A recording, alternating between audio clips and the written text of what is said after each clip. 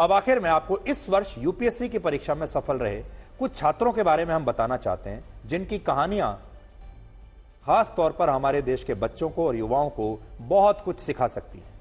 पहली कहानी देखिए, उत्तर प्रदेश के पवन कुमार की कहानी है, जो इस बार 239वीं रैंक के साथ यूपीएससी की परीक्षा में पास हुए।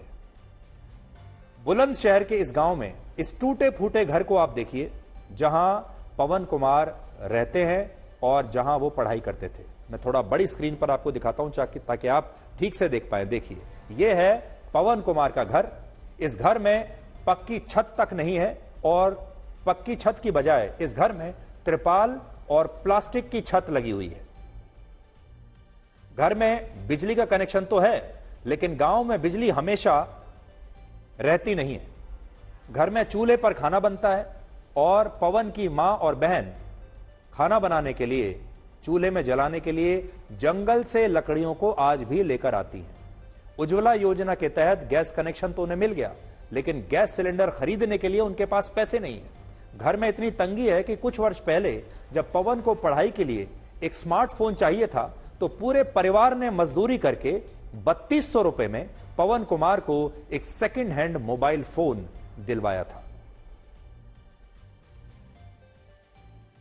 21 वर्ष के पवन कुमार, माफ कीजिएगा 24, सिर्फ 24 साल के हैं, ऐसे घर में पढ़ाई की और यूपीएससी की परीक्षा पास की। सोचिए, एक गरीब किसान के घर में जन्मा यह छात्र अपने हालात को बड़ी आसानी से दोष दे सकता था और यह कह सकता था असहाय बनकर कि मैं कर ही क्या सकता हूं, मेरे हालात इतने खराब हैं।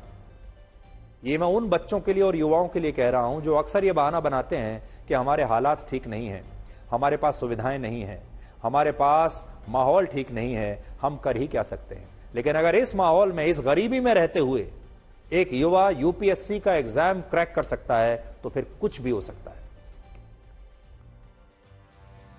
सभी परिवार बालक बच्चों ने मिलकर जुलकर हमने सबने मेहनत मजदूरी करके अपने उसको जो पैसा देते रहे, पढ़ाते रहे, चलते रहे, उसको हिम्मत बांधते रहे, भैया पढ़। इस मकान की स्थिति में, ऐसी में हालत में उसने भी काफ़ी प्रयास किया। मोबाइल उसको जो सेकंड हैंड दिवाया हमने, मेरे भैया नए की तो स्थिति नहीं है, तो 3000-3200 को आया, हमें तो बहुत महंगा लगो। ऐसे मानो जैसे 30 लाख 32 लाख को पढ़ो। सगरे बालक बड़े ने मेहनत करी, भैया आपको मोबाइल दिवाया, ऑनलाइन पढ़ाइए, बाहर पढ़ाइए। जब जाए कि उसको मिल की तरह के लग हो रहेगा, अपने हिले से पढ़ तो रहेगा। और पढ़ाई उसने बस इसी छप्पड़ में रह के बहुत कठिनाई से पढ़ाई करी उसने। क्या सहयोग दिया था आपके परिवार ने उसके लिए? कैसे काम करते थे? इतनी बड़ी पढ़ाई उसने की है। सर, हम तीनों बहन और मम्मी पापा, हम सब मजदूरी करते थे, खेतों में काम करते थे और उसकी पढ़ाई के लिए उसे सहयोग करते थे।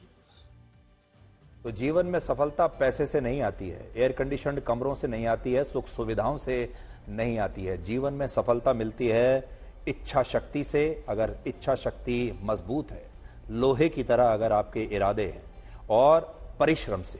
अब एक और कहानी सुनिए।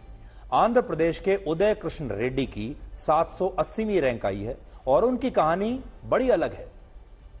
वो एक पुलिस कांस्टेबल थे, फिर सुन लीजिए, पुलिस कांस्टेबल थे, और एक सीनियर सर्कल इंस्पेक्टर उन्हें पसंद नहीं करता था, जो उनका बॉस था। और एक दिन उसने 60 पुलिसकर्मियों के सामने उदय कृष्ण रेड्डी को अपमानित किया और इससे दुखी होकर वर्ष 2018 में उदय कृष्ण रेड्डी ने पुलिस में कांस्टेबल के पद से अपनी नौकरी छोड़ दी और निश्चय किया, प्रण लिया कि इस अपमान का जवाब वो एक बड़ा अफसर बनकर देंगे। और अब उनका समय, उनका टाइम आ गया है। अब आप सोचिए, ये पुलिस कांस्टेबल जो 2018 में अपनी नौकरी छोड़ चुका है, उसके बाद इसने मेहनत की और आज 2024 में अब यूपीएससी का एग्जाम पास करके ये शायद अपने उस बॉस का भी बॉस बनेगा जिसने इसे अपमानित किया था। और अब आपको यूपीएससी की परीक्षा में सफल रहने वाले उस छात्र के बारे में बताते हैं जो रैंक लिस्ट में सबसे आखिर में है। यह है महेश कुमार, जो बिहार के शेखपुरा में सिविल कोर्ट में क्लर्क की नौकरी करते हैं और वो नौकरी करते हुए ही परीक्षा की तैयारी भी कर रहे थे। 2 बार वो नाकाम रहे, लेकिन तीसरे प्रयास में उनकी 1016वीं रैंक आई है। यानी 1016 की ये लिस्ट है और इस लिस्ट में उनका आखिरी नाम है महेश कुमार का नाम कामयाब छात्रों की लिस्ट में आखिरी नंबर पर 1016वें नंबर पर आ गया है। ये क्लर्क हैं, लेकिन किस्मत भी देखिए कैसे 1017 अगर इनकी रैंक आई होती, एक नंबर भी अगर इनका कम छूट गया होता तो शायद आज हम इनके बारे में बात नहीं कर रहे होते। तो इनकी लास्ट पोजीशन आई है, लास्ट रैंक 1016वीं रैंक।